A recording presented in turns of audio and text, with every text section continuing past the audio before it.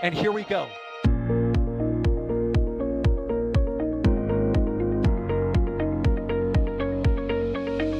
have liftoff. Propulsion continues to be nominal.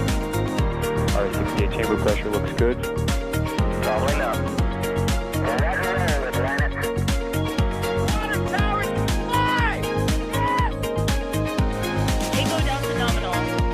Downside FD off. Bring in FD off. It's orange! 145! Oh my god! Oh my god! Decollage! Look at this! Put that in the big bag, 343 unfolds to go. Indeed. We rise together, back to the moon and beyond. This methane will be igniting with the flare, correct? We don't need any more of these.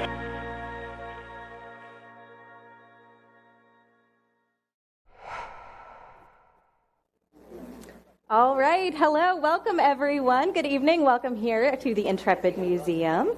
And also, welcome to everyone tuning in at home. Great to see you here. My name's Alicia. I'm the producer of public programs here at the Intrepid Museum. And we are so excited to have another wonderful astronomy night with you all and a very, very special Astro Live all about the Polaris Dawn program. So, as I mentioned, we are going to be talking all about that tonight. It's a really great mission that set multiple milestones in commercial spaceflight. Just last September, the crew that consisted of Commander Jared Isaacman, pilot Scott Poteet, and mission specialists who are joined here tonight with us. We have Anna Menon and Sarah Gillis. They launched from Kennedy Space Center in Florida and became the very first ever crew to perform a spacewalk from the SpaceX Dragon capsule. They tested the limits of their newly designed state-of-the-art EVA suits. They tested Starlink laser-based communications on board Dragon to allow greater connectivity than ever before. And they also traveled the farthest away from Earth since the Apollo program back in 1972, about 1,400 kilometers above Earth.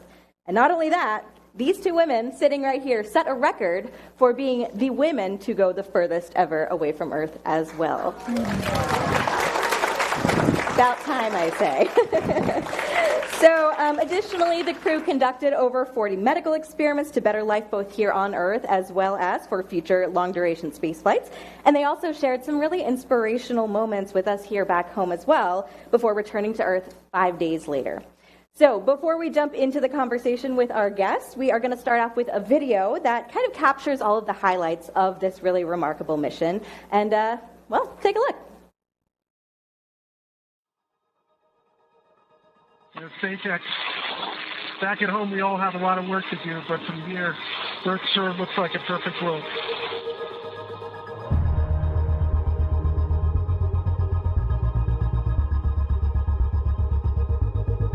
Stage 2 LARX load is complete.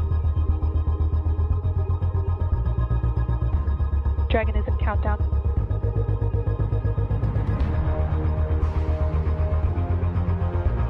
Dragon, SpaceX. Go for launch. Send us, SpaceX. Today is all of our mission. You are launching with us.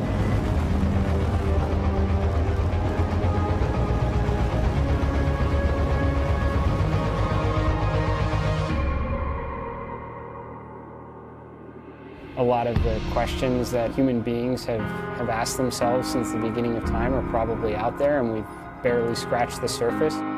It's having so much fun over here. You just had your first meal in space. What'd you go with? Pizza. End of flight day 1. You can hear the thrusters firing. The forward bulkhead thrusters are up above our heads. It was time to explore. We can't forget about the fallen. Dragon, you've soared to over 1,400 kilometers, and you're farther from Earth than any other person since the last Apollo mission over 50 years ago. As we journey around our beautiful planet Earth on this 5-day mission, we wanted to share this special music moment with you.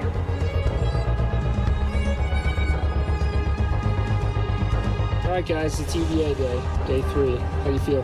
Ready. Dragon, SpaceX. SpaceX is go for spacewalk operations. Dragon, you are go to open hatch. So we see it stalled. EV1 is go to continue.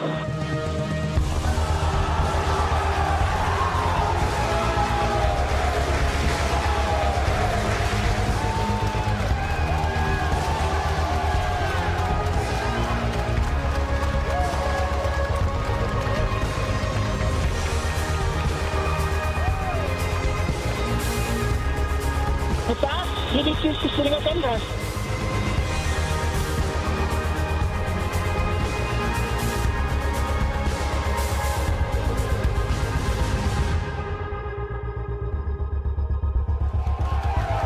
Polaris Dawn crew has successfully splashed down. Dragon SpaceX, on behalf of the entire team of SpaceX, welcome home.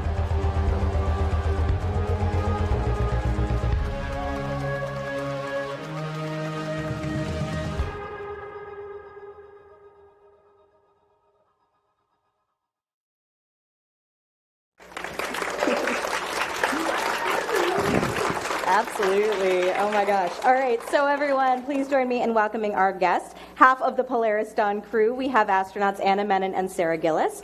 Anna Menon served as a mission specialist and medical officer on Polaris Dawn and is a senior space operations engineer at SpaceX, where she's played a pivotal role in the development of crew operations and spearheading critical emergency response strategies for spaceflight, including procedures for vehicle fires and cabin depressurization. Very important things. She's also contributed to mission control as both the mission director and crew communicator for 7 SpaceX missions. Prior to SpaceX, Anna spent 7 years at NASA as a biomedical flight controller for the International Space Station, where she was responsible for supporting astronaut health and hardware operations. Then we also have Sarah Gillis, who also served as a mission specialist for Polaris Dawn and is a senior space operations engineer at SpaceX. And she was responsible for helping to create the company's astronaut training program, including the development of mission-specific curriculum and training for both NASA and commercial astronauts who fly on the Dragon spacecraft. She prepared NASA astronauts for the first Demo 2 and Crew 1 missions, along with the crew of Inspiration 4, and which was the first all-civilian crew to go to orbit. So Sarah and Anna, thank you guys so much for being here. It's an honor to have you with us. And let's just jump right in, shall we? So, watching that video, all of the things that you guys accomplished up there during the mission, and you marked so many firsts during the flights, right? The highest orbit since Apollo, the first commercial EVAs, communications, medical experiments. So looking back, it's now been almost a year. You guys launched in September. Looking back about a year later, what stands out the most to each of you as really the most defining moment or memory from the mission? Or, does it just all seem like a dream at this point now, a year later? I think one of the things that stands out to me the most is the huge team effort that was required to make all of that possible. When I see that, I think of our friends at SpaceX in mission control, spending nights, weekends, working for years to develop all of the pieces that made all of that possible. And when we were flying the mission and working through all of those stages and those steps, it was as a whole team. And so, when you showed the moment of the spacewalk, and it went to a picture of mission control and someone like cheering from mission control, it brought back goosebumps for me. I think that was a really special moment on the mission, in my opinion, especially as we finished it and the capsule repressed and everything had gone really according to all of the training that we had done together so smoothly. I think we all collectively, this huge group, breathed a sigh of relief and just huge gratitude for what we had all done together. What about you, Sarah? Honestly, I think you stole it from me, Anna. Seeing that video and thinking about the effort that went into making each part of that mission possible. Space exploration is an extraordinary team sport, honestly. And I think knowing that we were in the care of our friends, Anna and I are both SpaceXers. We have worked alongside this team. We know the engineers. We were with them in the development of the mission. And so just getting to fly this mission with all those people that had put so much time and effort into it is extraordinary. It was really fun watching your faces, too, and hearing your own voices. You're like, We're reliving the moments as we hear it. And so I actually want to talk about that. Your backgrounds, actually, you have both had some really fascinating, journeys to get to this point. While this was both of your first trips into space, not many of us can say that, you guys are actually far from strangers to this program. So, Sarah, we'll start with you. Before this mission, you were really heavily involved in astronaut training for SpaceX. You trained NASA astronauts Bob Behnken and Doug Hurley of Demo 2, which I don't know if any of you guys were watching that particular launch. That was during the pandemic. We're all at home. We're like, we need something great to watch on TV. And seeing that, the first launch, from back in America, again, that was so inspirational to see that. Crew 1, and of course, Inspiration 4, which is the first all-civilian one, which was also very highly publicized. And there's a great Netflix documentary you should all watch as well. She's in that quite a bit. So is she. That's true. So I'm curious, did you change anything about the Polaris Dawn training because of your experience in those past ones, and especially Inspiration 4? And also, how did it feel to transition from trainer to then being an astronaut who was in that role doing your training? Those are great questions. For the first one, we were taking on something that SpaceX had never done before. And so this was the first time we were trying to create the capability to perform a commercial spacewalk. So from a training perspective, we start with what we do for every crew member. You learn the systems, you learn how to live in Dragon, basic understanding of how to operate and live in the space environment. Lots of environmental training to understand that. And then we had to add on training for the spacewalk. And that's probably the biggest difference between the training plan that a NASA crew member would have had and we went through, where we were building that in parallel with building the suit. Mm-hmm. And so there were a couple of different components to that. There's both like the physical, working through the development of the suit. We'd show up and they'd have a certain joint design, and we'd show up the next weekend and it was totally redesigned. So we went through all sorts of human testing and supported the development process of these suits. But then we also had to create a training program that would support the suits. And so stood up what is a suspension system effectively for offloading a pressurized suit, and then you're able to train in a pretty comparable analog to microgravity physics and in certain axes.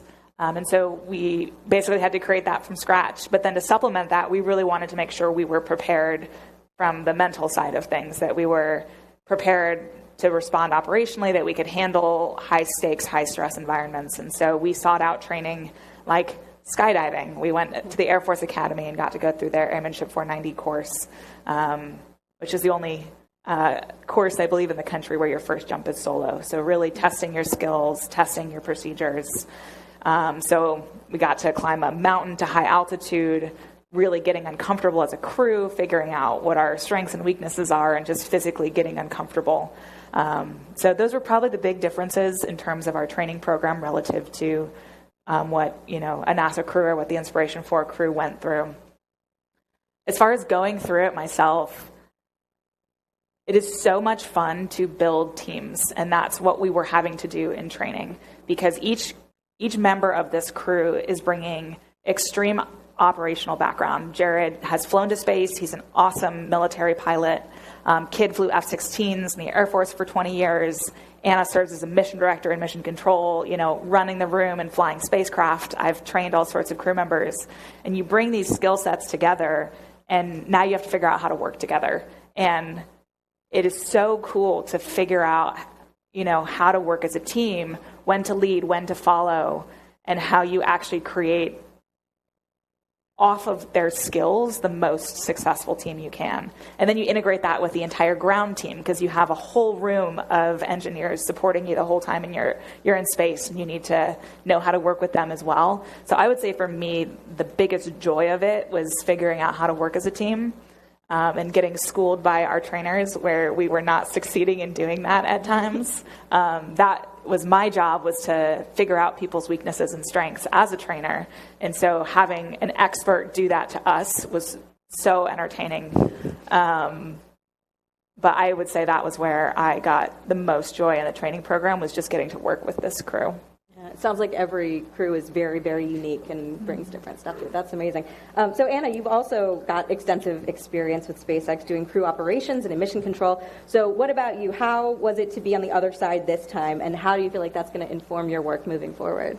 It was really fascinating to be on the other side. I think for years I had lived and breathed with my teammates every aspect of the operations that we were doing in the capsule. So we had worked together to figure out, how you fight a fire, what are the right steps to put on your spacesuit.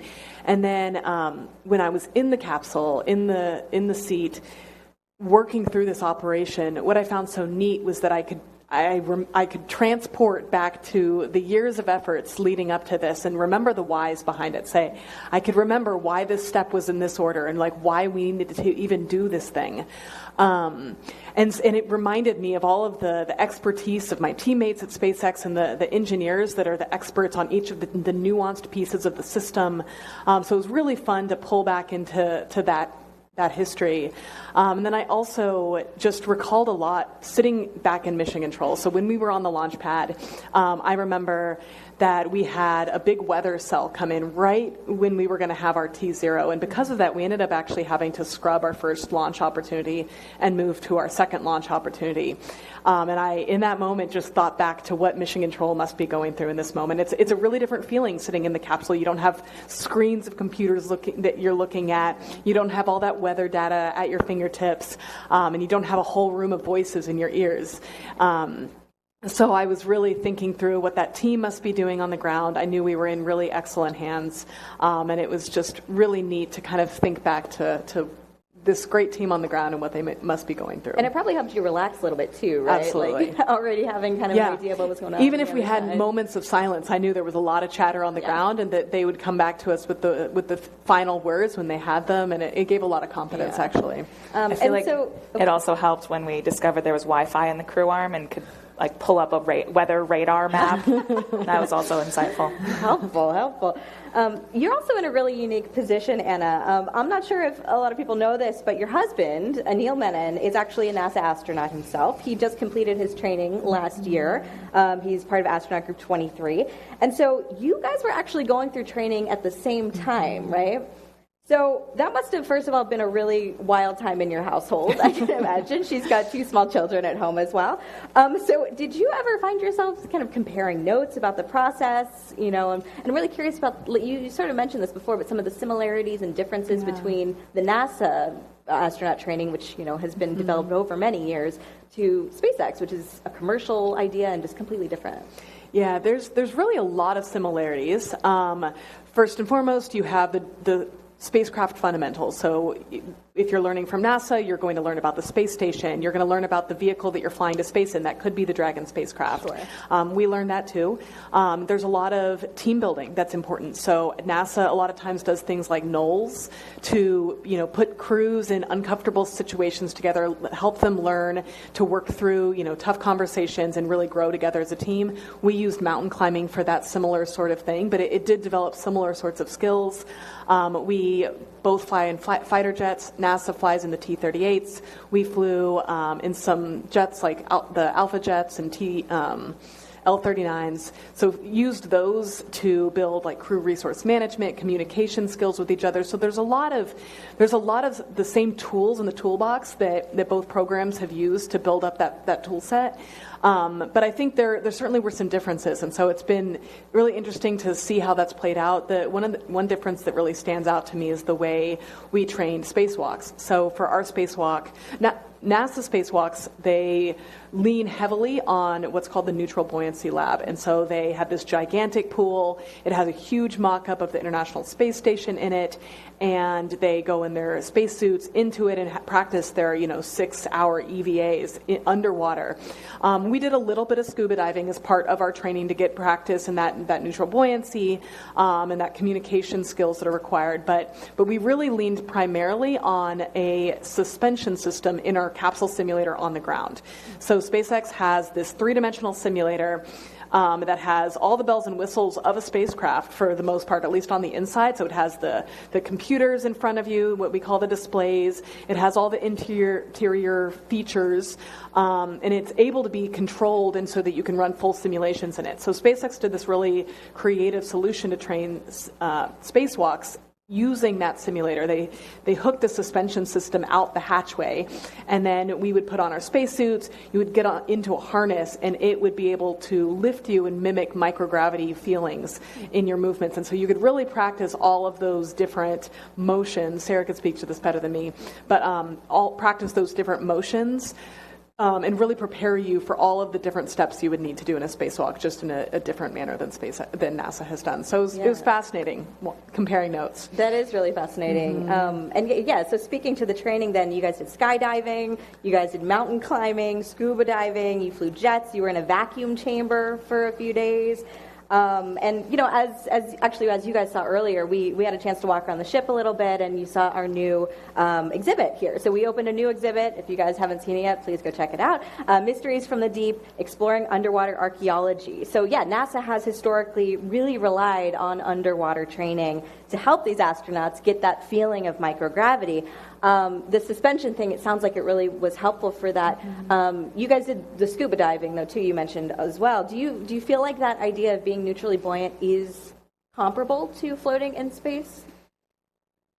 I do. For those of us who can actually, do something like that, and it's a little more accessible here on Earth. You know what? Honestly, when I go into a pool now and I float underwater, it is the best recollection I can get of being in space. It's the weightless offloading of your body that you experience in microgravity. I think water training is an awesome analog for spaceflight, for NASA operations, for longer, more involved spacewalks. I think, honestly, in many ways, SpaceX reached the limit in the suspension system of what we can do in that simulator environment. So the more complex the operations, you're going to need to look at more and different analogs in the future. There's certainly limitations to every analog, though. In the water, you're going to have water drag on the suit, where when you move your arm, you're going to have resistance that you won't experience in microgravity. And you do still have the gravity vector that's pushing you down into the suit underwater. So there's no perfect analog on the ground. We did do some parabolic flight pre-launch also to get an experience of what weightlessness would feel like.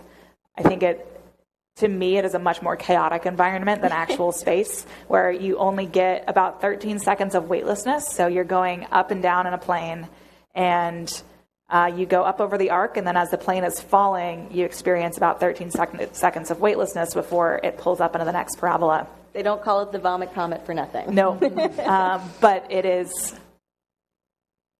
very chaotic in the transitions, and you end up encountering forces on the body that you don't experience in space. In true microgravity up in space, it is extremely still. If nothing is moving, it's just serene solitude, and you can just stay there. And so if you do want to, put yourself in space, go into a pool, close your eyes, and just float. And it's a good way to try and put your brain there. They have those salt pools too. There you go. Pods, that where you can float too. I haven't tried that, but that's kind of interesting. It's sensory deprivation. Yeah. Was there anything in your training though that surprised you? Maybe that turned out completely different once you were in space. I know, Jared had obviously been through it before too, so he could kind of compare notes with you about the training and whatnot. But was there anything that you weren't expecting training-wise?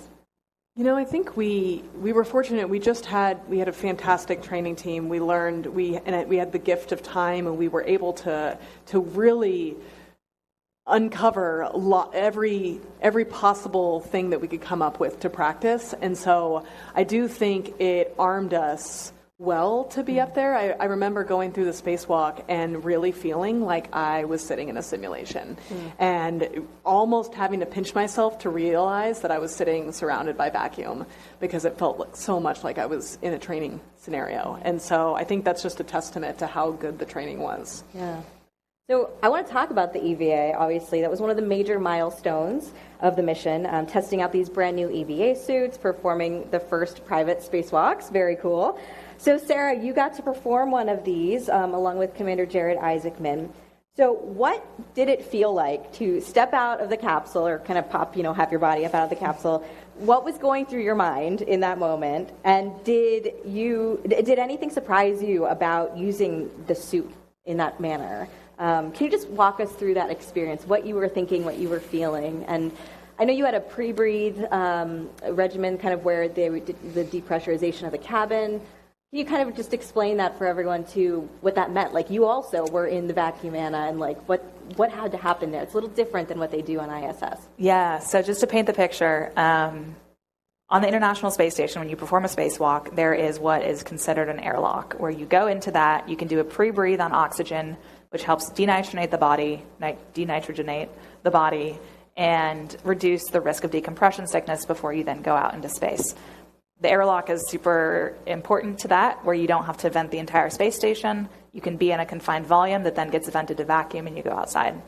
In the Dragon spacecraft, we do not have an airlock. And so to enable this spacewalk from the spacecraft, we had to develop the operation such that you can vent the entire spacecraft, throw out all of your atmosphere to open the hatch and go outside. To enable that, the preparation actually started almost immediately after we arrived on orbit. We developed a pre-breathe protocol that, rather than being on 100% oxygen for some amount of time, say 4 hours just on a mask, instead we slowly reduced our cabin pressure and raised our oxygen concentration for the first 45 hours of the mission. So you're going through a lot of pressure changes, slowly elevating oxygen, and that helps remove some of the nitrogen from your body. Then from there, we did, on day 2 of the mission, a suit checkout and a test of the suit for the first time in full atmosphere. So Jared and I got suited up, fully pressurized in the suit. Anna and Kid were there directing us through a lot of motions to understand whether or not we had missed anything in training, if the physics was as we expected, if we could do all the tasks we needed to perform to get to the hatch, to reach for the handles, to maneuver your body inside the spacecraft. And that was like the last sanity check, that we didn't miss something in training before we're actually venting our atmosphere. And then on flight day 3 of the mission, we woke up, cleaned up the entire capsule, got everything configured. We all got suited up. What this means is we're all on the spacewalk. The entire spacecraft is at vacuum. Everybody is equally exposed to the vacuum of space. And so the 4 of us got suited up, did all sorts of buddy checks, double-checking zippers, connections. That's not one you want to mess up before you start breathing 100% oxygen for a short amount of time, for the last 20 minutes right before we started depressurizing the capsule. And this is to clean out the last fast-release tissues in your body from nitrogen. And then once we're ready, we vented the spacecraft. And so we are all there, watching and feeling the temperature changes as the atmosphere leaves the spacecraft. Physics really comes to life there, where the air is leaving and you're feeling temperature changes. Your ears are popping, your voice is dropping as you have fewer molecules of air around you. Your pressure, is the ambient pressure outside your suit is lowering, and therefore the pressure inside the suit is also lowering. And then, Jared was there to open the hatch. We got the go from ground once the full capsule was evacuated, and went through the operation to open the hatch and then step outside. And I think in those moments for me, it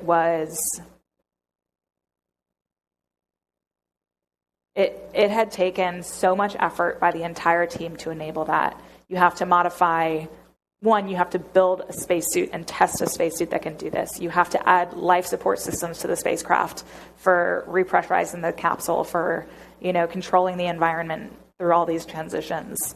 It's software integration, it's medical integration, it's this immense team effort. And we are the ones up there that are executing on behalf of the team. And so in those moments for me, it was, don't mess it up. Let's go and get the data that the team needs, and then come back in and make sure these 4 souls are safe and that we can repressurize the spacecraft safely. So I think those were probably the key things that I was thinking about before stepping outside. And then out there, I actually came outside in darkness. And so I was squinting through the helmet, trying to see anything of Earth. And all I could see was this faint blue arc from the limb of the Earth. So just focus on the operation, perform all of the the test matrix that you're there to collect data on, and then proceed back inside before closing the hatch, latching it, and repressurizing the spacecraft.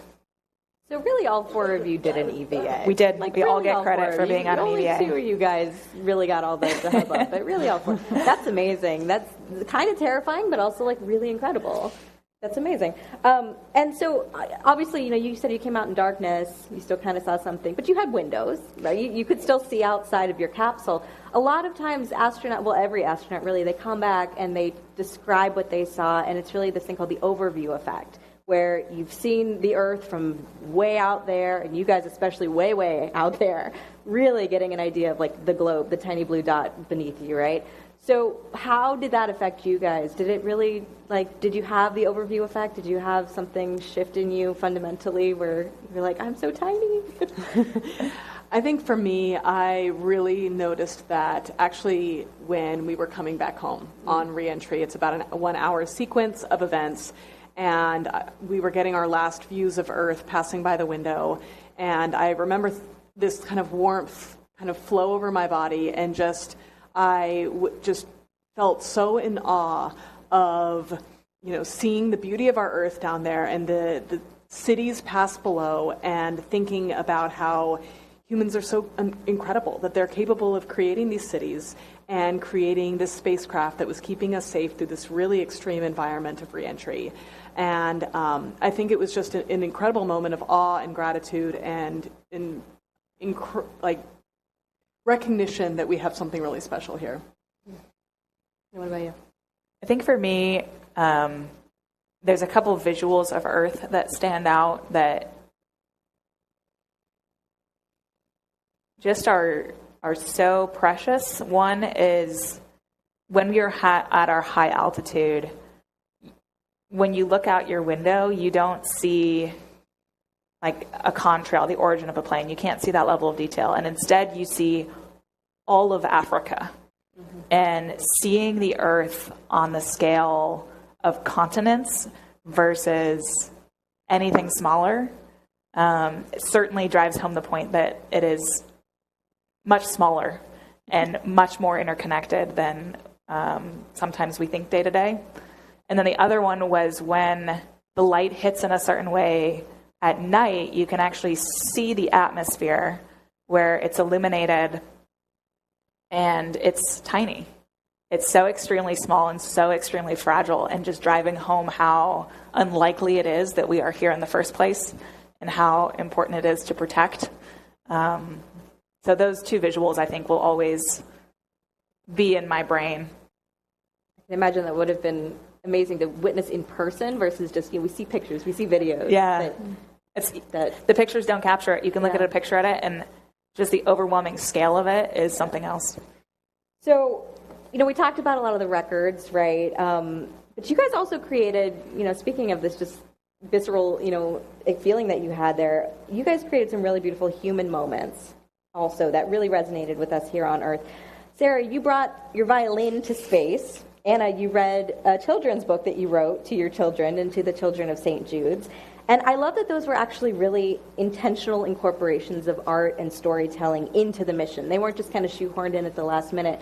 That was always planned to be there for very specific reasons. So I do want to take a moment to really highlight each of those things and their importance, because that intersection of art and STEM is really important. And here at the Intrepid, we really try to foster that and encourage that and embrace that. But oftentimes it gets overlooked.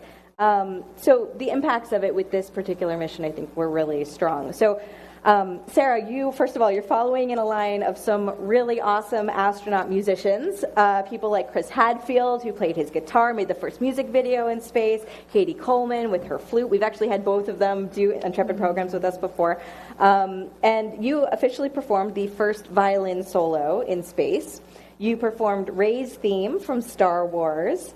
And you used it, though, in a very strategic way to test out Starlink communications by streaming it live to musicians and children around the world, which is so cool, right? So can you talk a little bit about that event, why you chose that piece in particular, and what it was like to actually play the violin in space? Did it feel different? And why was that moment so important to you personally? Gosh, so many pieces to that. For some of them. I was raised as a violinist. My mother is a professional violinist, and I did not even consider engineering until high school. And so it was a really big life pivot that ended up bringing me to engineering and setting me on this path. But because of that, I have an immense belief that people have multitudes within them, and they should be many things. They should be artists, they should be scientists, and they can be those things together and at the same time. And so when we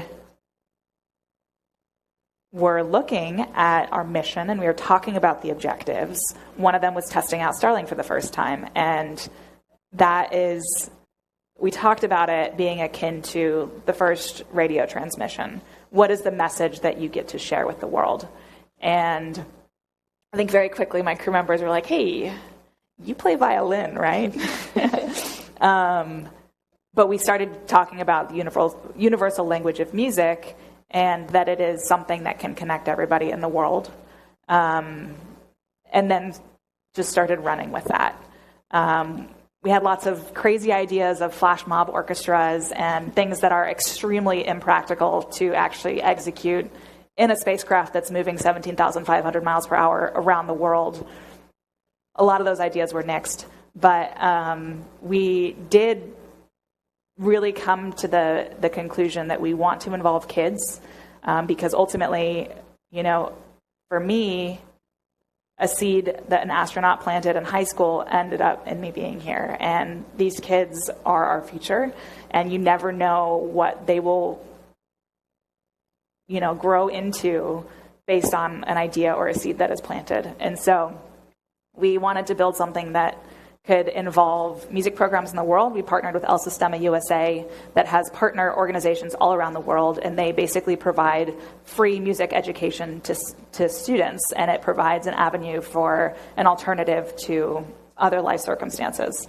And so really awesome organization, got to partner with those groups all over the world. And then when we were picking music, for me, I started listening to a lot of music. John Williams is obviously just an incredible composer and has done so much for music related to space, I would say. Sure. And yes. So I was listening to a bunch of his music, and then I came across a piece that was performed by Anna-Sophie Mutter, who's one of my favorite violinists and who I grew up listening to and just being inspired by. And she was playing Rey's theme, and I started thinking about it. And Rey is a character to me in Star Wars that has inspired so many girls to care about Star Wars. Like before that, there was a huge, I guess after that first movie came out, there was a huge shift in interest in space and in Star Wars because of that character. So I think all of those pieces came together. Not only was it John Williams, it was Anna-Sophie Mutter, and it was Rey. And it all made sense, and that's what we picked. Perfect. And so are you a Star Wars person? I'm actually both Star Wars and Star Trek. So, thank you. Yes. So you got to take out the fact that we have Enterprise upstairs too, and that's the story. That's a great story, though. That's amazing. It was meant to be. All those pieces just came together, and it was beautiful. And you guys can check it out on YouTube as well. Harmony of Resilience, I believe, is what that whole project was called, and it's amazing. And you're a wonderful violinist as well. No, thank you. And so, Anna, one of the most touching moments of this mission was when you read your book, which I have here. Kisses from Space. So you can, everyone, grab a copy of that too, please, to your kids from orbit, and personally connecting with them across thousands of miles. And I'm sure that also really resonated with lots of parents out there as well, watching from Earth, and how you were able to balance this mission with also being a mom. So what was it like to share that moment with your family from space? And as a crew communicator as well, with your background, did that experience affect at all the way that you think about the importance of human connection during space missions for people like yourself and, connection to family and home? Yeah, absolutely. Connection's always been a huge value of mine, and I think is obviously critically important in human spaceflight. When I was asked to go on this mission, I very quickly started thinking through the fact that, this would be the farthest work trip I would ever take for my kids. And I thought through what would be a way to connect with them. And stories have actually been this just really solid form of connection that we have used in our family over the years. We would tell stories to our kids on our drives. And one storyline was actually the storyline of a family of dragons. And we would tell these stories before we went to work, and then they would serve as kind of a connection point when we were away from each other during the day. And so the idea of creating the story was born. I partnered with Carrie Vosick, who co-authored it with me, and Andy Hartness, who's a brilliant illustrator. And we generated the story, and the story is the story of a mama dragon as she journeys to space and shares that with her baby dragons back here on Earth. And it is really the story of the power of love to overcome any distance. And getting to share that moment with my kids, as well as the brave patients of St. Jude Children's Research Hospital during the mission, was really one of the standout moments for me, and really most special moments for me. This book ultimately, all of our proceeds go to raise money for St. Jude Children's Research Hospital, and the children are our future, and so that was a really important aspect of this mission for us. And so it was really special to get to connect with my kids, get to connect with those kids as a part of this mission, and kind of bring that full circle. So yeah, everyone, be sure to check that out. Kisses from Space, and as she mentioned, all the proceeds from the book benefit St. Jude Children's Research Hospital. And how'd the fundraising effort go so far? Really well. Yeah, it's been fantastic. That's amazing. So I want to also briefly talk about some of the science that you all performed as well. So you did about 40 science and medical research experiments. We always love to see everyone floating around in the capsule, and obviously the EVA's got all of, the blurbs on internet and everything. But people often forget there's also a lot of science going on behind the scenes there all the time. And there's some really fascinating experiments, too, some really important ones, especially for the future of human spaceflight missions. So, things like looking at changes in vision, right, for astronauts with the fluid shift that happens. It's something that they always talk about, that's especially as we go, to Mars someday, that's really going to be affecting it for vision. So briefly, can you just talk about some of the experiments, and really now that you've been out of that for a while now, what are some of the findings that came about from it, if you have any of that information?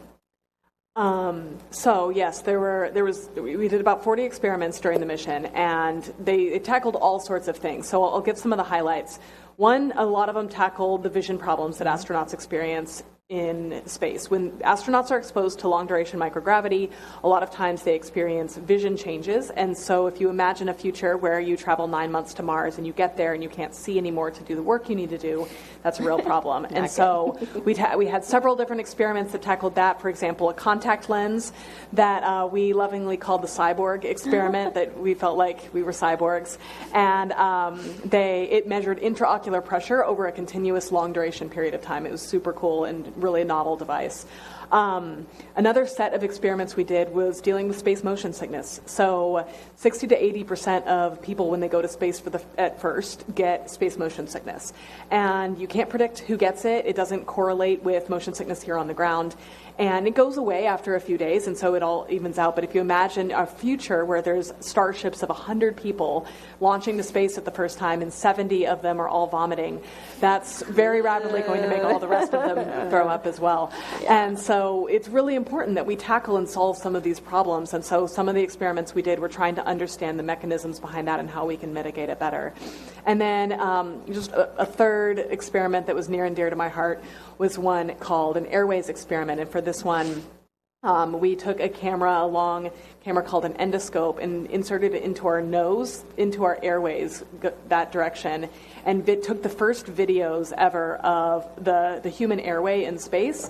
And the point of this is that airway interventions are one of the most critical steps in emergency medical care here on Earth. We've been really fortunate thus far in space travel that we've never needed to do airway interventions. But it is only a matter of time, if you have a future of thousands of people living in space, that you're going to need that just basic medical care. And so medical scientists want to understand if that airway is changed in the microgravity environment. Is it swollen? Things like that. And so we took these videos and this imagery to better understand and characterize the environment. And it turns out it was different. There was swelling. Other findings we had, where we had this really unique bone scan that's this incredibly precise. Only a couple of them exist in the whole world. And we took them right before our mission and right after our mission. And what we found, counter to expectations, was that over the course of just 5 days, we actually saw a statistically significant change and loss in the bone that we have. And so we would have predicted, it's established and known that there is bone loss in long-duration spaceflight, and you mitigate that commonly by doing exercise. But what was not expected was that in just 5 days that you would notice a statistically significant change. And so that just opens up whole new avenues to study and learn more for our future. That's fascinating. Also, did you guys notice how she just lit up? She just geeking out about the medical stuff. That's why I let her talk, yeah. That was great. No, it's the passion is so great behind it, though. It's so fun. All right, so just a couple more questions before we turn it over to everyone in the audience. I'm so curious about some of the culture at SpaceX doing this sort of thing. So at NASA, there are some superstitions that people do. You know, just during flight, you know, they'll paint their nails green for good luck, or, you know, cutting of the tie in mission control for the first time you're on console, eating beans and cornbread after a successful launch, all of that. I'm just curious, does SpaceX in particular have any superstitions or traditions like that? Because I know for you know, crew launches, you know, Crew 11's coming up this week or next week, I think. You know, they all do the, you know, the lean back and all of that stuff. It's all kind of the same thing, right? But for something that's a private mission, do you guys still do all that stuff too? I don't think what some of our traditions were. Well, one tradition that immediately comes to mind, but it's maybe not exactly what you're getting that at, is every SpaceX patch always has a 4-leaf clover on it. Right. So I think that's a really special thing that SpaceX has started. There's in NASA missions, there's a card game that's played pre-launch where you don't launch until Commander wins or Commander loses. I don't remember which. We did a ring toss that was started on Inspiration 4. There's a sculpture of a dragon that is in our suit-up room. And so there's some rules around, you know, needing to win or lose certain rounds before you can continue. So we adopted that one. Head, like around its neck, or there's horns, maybe. There's it was fun. That's great. Surprisingly challenging. Yeah, surprisingly challenging, especially because we were all suited at that point in time. We gotta go. They're waiting. The rocket's waiting. New tradition. I'm trying to think if there are any others that stand out. Those are what's that's great though. I'm just so curious about the different culture because it's different now. It's a commercial, you know, experiments here that are happening. So just looking forward now, do you have any idea of what's next for the Polaris program? I think originally this was established to be 3 missions. This was the first with Polaris Dawn. Do you hope that this, you know, how do you think this is going to influence the next one? Do you want to be on the next one? Like, would you do this again? It's unlikely we'll be on the next one. I think when they do the next ones, they will put together a crew that's right for the objectives that they set out for those missions. You know, I think it's too early to tell exactly what those will look like. They were envisioned to be the second mission. Really, I'll say the third mission was going to be the first Starship launch, human Starship launch. And then the second mission would kind of be the bridge between Polaris Dawn and that final one. So I think time will tell exactly what objectives end up falling in each of those missions. But I think that absolutely SpaceX, you know, the point of these missions are to be technology learning missions and to build the tools and the technology that will get us closer to the long-term space objectives to have people walking on Mars. And so I fully expect that each of these missions will build upon the previous ones and we'll learn from what we've done before. Absolutely. And as I mentioned before, you both now hold the title of the 2 women who have traveled the furthest from Earth ever in history, which is pretty phenomenal, pretty inspirational. Sarah, you're also the youngest person ever to have performed in EVA. And neither of you guys did this through NASA. We are living in a brand new era now where commercial spaceflight is, you know, picking up where NASA kind of left off, picking up where NASA is still going, but you know, proceeding in its own way. So it's a new time where people don't necessarily have to go through NASA to be an astronaut anymore. You guys, you know, but you did work at NASA, but not the traditional avenue to be an astronaut. So what is your advice to anyone out there who dreams of going into space? Broadly, anything at all. What do you think? Because we are just in this brave new world here. I'm honestly, personally, extremely excited for future access to space. I think there are going to be so many new and different avenues for people to get there. I love the vision of a future where we are the Star Trek society and we are living among the stars. So I think as Starship comes online and you transition from 4 people in a spacecraft to 100 people that can fly to space, the scale just changes and more people will have access, which is extremely cool and extremely exciting for the future. I think as far as, because of that, I don't think there is necessarily a single answer or a single avenue or a single cookie cutter path to get there, because there are going to be more opportunities. If you were looking at going, say, the NASA route, I would say, follow your interests and become an expert in those things, because they pick, experts in their field that can contribute to the NASA mission. But honestly, find what is most interesting to you, because that will be where you excel and where you really find, meaning in your work. So I don't know that I have a single path, because I think they're going to be such different options and different avenues in the future. Anna, do you have any advice? I would certainly echo to follow what you love doing, because I do think that when you are doing what you love, you light up and it brings out the best in you. And you never know what's going to happen when that is showing up. But I would also just say work hard at every opportunity you're given. I think you never know what is going to be around the next corner, and you have an opportunity to learn from every experience you have in life and to contribute in every experience you have in life. And so just make the most of every step along the journey. Amazing. All right, so I'm sure all of you out there have some questions for our guests. If you do, please raise your hand, nice and tall, and we will have some people with microphones. Yes, there they are. All right, so they're going to come around and pass the microphone to you to ask your question. Please try to keep it brief, because we have a lot of questions. Go ahead. Thank you so much for the talk today. I'm mainly focusing on the scientific part of your observation, where the bone density decreases within the 5 days of travel. That's how does it return back? Would you be following up on that, or how does it get back to normal? Like, how many space journeys can you do before you are boneless, basically? Well, normally it's mitigated extremely well. Scientists have been studying this for a while now, and so they actually do have really established mitigations to help with this. Astronauts that live on the International Space Station for up to a year exercise every single day to help mitigate this problem, and as a result, they come back to Earth pretty normal, pretty at their baseline in terms of bone density. So I think, if you imagine a world or a future where we're sending people to Mars, I think exercise or some replacement mitigation is going to have to be part of that. All right, other questions? Yep, from over here.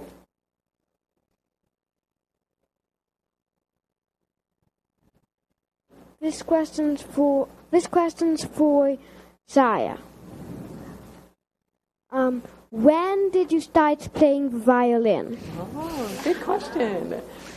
I started to play the violin when I was 2 years old. My mother was a violinist, and she started me on a Cracker Jack box that mimicked the body of a violin. You take a wooden dowel, wrap it in brown paper, and you learn how to hold the violin. And so I started as a very, very tiny human that could barely hold that box, and then very quickly moved on to what is a 32nd size violin that's about this big. So I think we still have that violin somewhere, but it's been a long time. That's amazing. And you've got their zero-G indicator, don't you? Asteroid. Isn't that what that was? Mm-hmm. Yeah. That's awesome. For those of you who don't know, that is a little stuffed animal or beanie baby or something that astronauts take up to show when you've reached, microgravity. It floats around. And it's always exciting to watch and go, ooh, what's it going to be this time? Is it a dinosaur? Is it a dog? So very cool. An asteroid is very special because they were designed by Liv, who is a cancer survivor patient. And she is a friend of Polaris Program, and we really wanted to take something of hers with us. That's amazing. So she brainstormed, created the whole design concept for this, and we got to make it a reality, which was super, super special. That's really sweet. All right, more questions over here somewhere. Thank you. My name is Geechee Dan, and I have a show called Planet of the Tapes on Sirius XM on LL Cool J Rock the Bells Radio. So, I have cassette tapes in my pocket. Do you have a question for them? The question is, would you be able to play a Walkman in space with not direct current, with batteries, obviously, with batteries, and play the cassette tape? Would you be able to do that? The answer is definitely.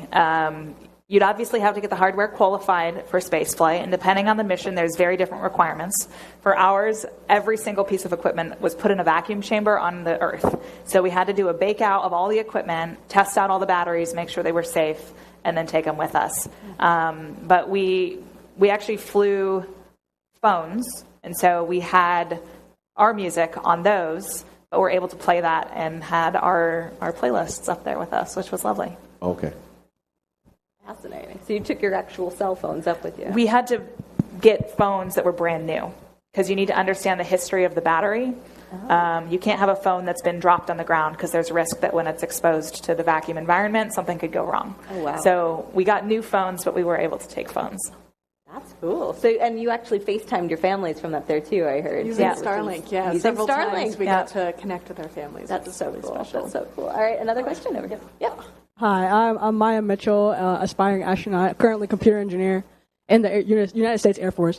My question kind of is unrelated to space. I noticed that like most astronauts are like extremely photogenic, but like, so what's your like skin routine in space? Like, what do you do to like keep your skin nice and clear, just ready for all the pictures? That's a compliment. Oh my goodness. Honestly, space felt a lot like camping. We didn't shower for 5 days. But you don't, when you live on the International Space Station for a year, for example, they have shower capabilities, they have hair washing capabilities, face washing capabilities, all of that stuff. So you are able to do that. But in our small spacecraft, being up there for a short amount of time, that was not part of it. And so we had like baby wipes that we would wipe down to just kind of like freshen up. But it was a lot more like a camping experience. But you still stayed very photogenic. You look great up there. I mean, it's true. It's because you missed all the moments where we were like trying to detangle the hair ahead of the media events. Yeah. Before the violin event, it was like all hands on deck to try and work out the chaos. Is it just everywhere? Does it get stuck in the vents and the filters and stuff too? I think the boys were not thrilled with having two like full heads of hair where you just go swimming by and like they'd have to like find their way out of the mess. But right in the photographs, that's true. And it's so fun. Yeah. All right, over here, sir. Yep. Thank you. I wanted to fast forward to day 2. You wake up in the morning, but like you're not awake yet, and I want both your experience. Like, what was the first thing, like, when you got up, did you say, like, I'm back on Earth? Were you, like, disoriented a little, or, like, what happened? I think I remember just immediately recognizing that I was in space and just trying to take that in, recognizing that we had a lot to do. We had a really jam-packed schedule, and so I knew there wasn't a minute to waste, and so really hopped into focus mode is what I remember. I think similar. There wasn't like an extreme moment of disorientation or like, what's going on? Where am I? I think I had fallen asleep earliest the night before, and so I actually woke up extra early, and there was this one battery of research we were doing called a cognition test, and it's this thing that our crew is extremely competitive on. And you get scored after every like activity and test you go through. And so I didn't want to miss a data point, and I had missed it the day before. So the first thing I did when I woke up was I was like in my bed doing my tests so that I didn't miss a data point. All right, over here. Yeah. What kind of food did you? It's on. Yeah, we can hear you. Oh. What kind of food did you guys eat during the space mission? So for the first about 24 hours, we had fresh food. SpaceX had this really creative way of solving for food, and they had this cooler that they put fresh food in, things like cold pizza, little sandwiches, fresh vegetables with hummus, things like that. And it was kept cold through some frozen cold brewed coffee. And so as that coffee started to melt, then we got to drink the coffee also. But after all of that ended up being used up, then we moved on to more like camping food and the camping theme. And it was more things like Cliff Bars, tortillas with peanut butter and jelly on it, dried mangoes, things like that. But it was great. We enjoyed it. Maybe our favorite thing was M&Ms. We were all huge M&M fans, and so you would toss them to each other and try to get the person to catch it or bounce it off a wall, do rebound. All right, over here.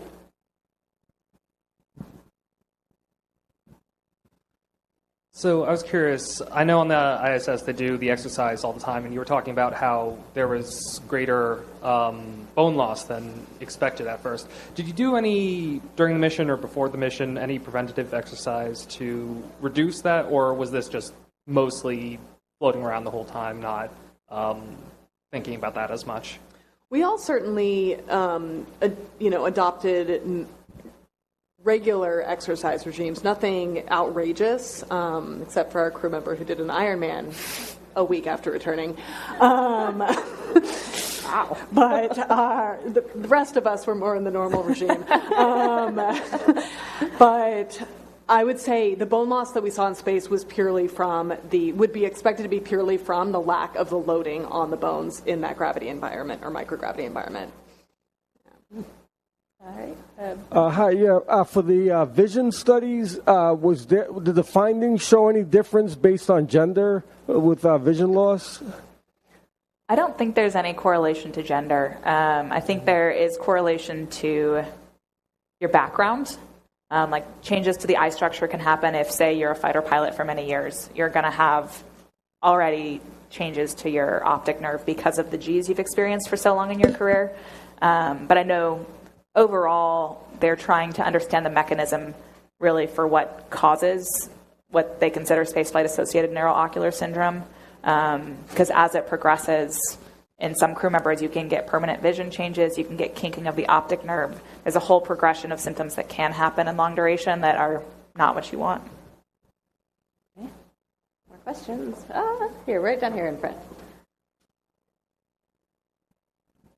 How old are you guys when you guys wanted to be an astronaut? Aw. I fell in love with space in the 4th grade. I probably started thinking about space when I was 16 or 17.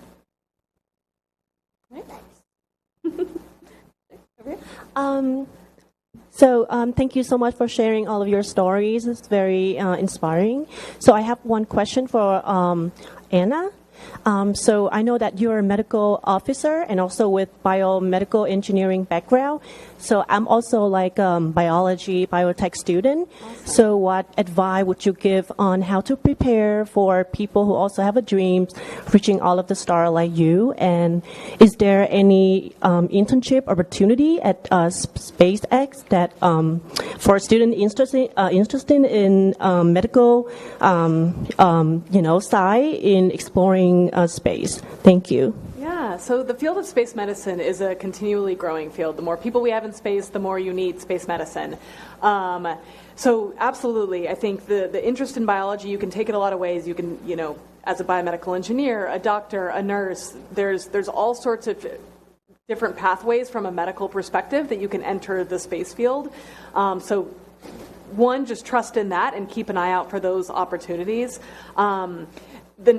SpaceX definitely has a medical program. They have doctors, they have scientists and researchers on their team. And so I would commend you to look out for those sorts of internships. SpaceX does have like summer internship programs every summer, so you can always apply to those. NASA also has biomedical engineering roles as well, so you can kind of look in both of those departments. But then there's other commercial space companies out there too that are developing human spaceflight programs, and they're going to need medical teams too. So keep an eye out. What an exciting future, right? Absolutely. There's space law. I mean, there's so many things. absolutely. Like so many. Space there's policy. a job for everyone. Yeah. Absolutely. Over here, was there? Over here. In the middle. Oh, go ahead. My question is, was there any results from your experiments that you were surprised about, and did you make the experiments at all based on data from Inspiration 4, and did FIAM 2 do anything based on your experiments?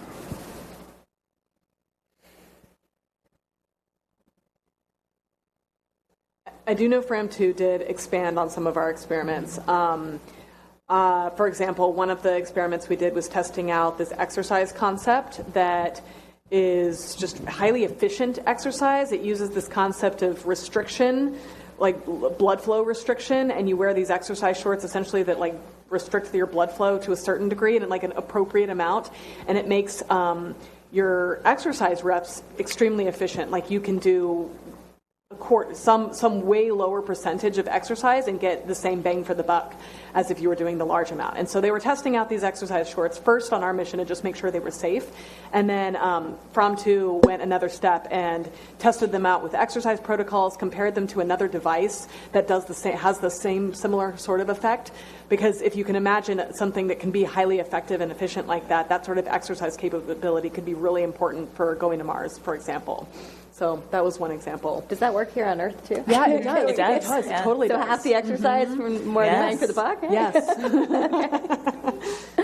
Cool. Somebody else have, So 2 questions, if I may ask. One was, what was the most intense experience in terms of, was it more difficult launching into space or the re-entry? So that's one question. And the second was there anything that you found really annoying about prolonged exposure to zero gravity? I'd say for me, re-entry is more stressful than launch. Launch is this extraordinary roller coaster that's very fun. You know, you have a safety system in the launch escape system if something happens to the rocket, and you're getting constant updates as to the performance of the rocket. And then on re-entry, you just don't know what happened to the heat shield. So if anything had gone wrong, you won't know until you are in the middle of plasma re-entering the atmosphere. So definitely higher blood pressure on re-entry for me personally. I don't know about you though. Agreed. Okay. And what was the other one? Oh, was anything annoying? No. Microgravity is so much fun. I liked the hair. Loved the hair. I felt a little guilt. Well, a lot of tangles, honestly. I think the only thing that did start to bother me was losing stuff in space. And that's because there was not enough Velcro in the spacecraft on the walls to stick stuff to. So you have 4 different items for a research experiment and you don't have enough places to stick them. So you try and stage something and just like make it not move and let go of it and turn around, and you come back and it's gone. So we spent a lot of time like chasing objects in the vehicle and trying to locate things. It's 9 cubic meters of volume inside, and that is an extraordinarily large volume to lose stuff, it turns out.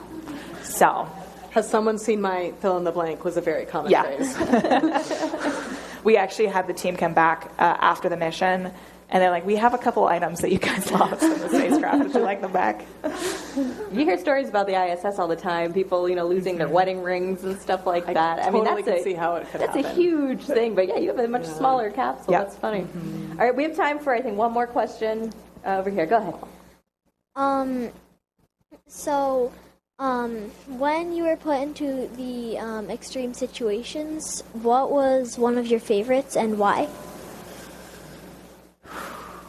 Like in training extreme situations? Ooh, this is a fun question. I would definitely say the skydiving was unexpectedly very fun. I had never had a desire to jump out of a perfectly good airplane before. But then in doing it, it is so cool to learn from the cadets at the Air Force Academy. Really interesting to learn the procedures, know your procedures, exercise them, and then get to test yourself in a real environment where you are dependent on yourself to succeed. That first jump that after standing in the door, letting go of the airplane, you have to pull your own ripcord and you have to succeed. So I actually discovered I love skydiving, but that was unexpected for me. How about you? I loved the mountain climbing we did. We climbed Mount Cotopaxi in Ecuador. It's a volcano that comes in just under 20,000 feet in altitude, and it was just so fun. It's one of those things that's really hard, but because it's so hard, it's like this long journey of perseverance that you're doing with your team, and when you get through it and you are on the other side with your team surrounding you, there's just this huge elation of having gotten through that kind of tough experience together. So in addition to the fact that it's absolutely beautiful. So yeah, it was a really special experience. Amazing. Well, Sarah and Anna, thank you so much for your time and your stories tonight. Yes, another round of applause for you both. Congratulations. What an amazing mission. What amazing accomplishments that you both have achieved. And everyone here, thank you all for coming. Thank you to our ASL interpreters here as well. And for those of you who are joining us at home too, thank you for being here with us. So next month, our Astro Live topic, we'll be doing it virtually, of course, and it is about NASA's Neutral Buoyancy Lab, as you were talking about, Sarah. So you can learn about some of the creative ways that astronauts like Sarah and Anna use that very unique underwater environment to train for microgravity. And as I mentioned earlier, we also just opened a new exhibit here at the Intrepid called Mysteries from the Deep, Exploring Underwater Archaeology, that is all about exploring these extreme situations and extreme environments, specifically of under the depths of the ocean. So please do check it out if you haven't already. See that, and of course all of the amazing space content that we have here at the museum as well, including the one and only Space Shuttle Enterprise right upstairs in our Space Shuttle Pavilion. So thank you all so much again for joining us. Thank you, Sarah and Anna. Thanks for having us. And we'll see you all next time. Thank you.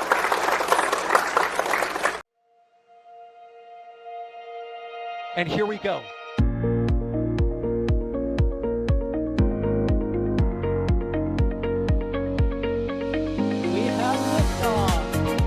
Propulsion continues to be normal. R68 chamber pressure looks good. Traveling up. Roger, planet. Water towers, fly! Yes! Tango down to nominal. Flighting down to SC off. Bring in SC off. It's orange! 145! Oh my god! Decollage! Look at this! Put that in the big bag, 343 unfolds to go. Indeed.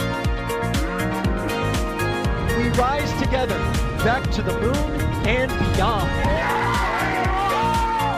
This methane will be igniting in the flare, correct? Yikes. You good? Sure. We don't need any more of these.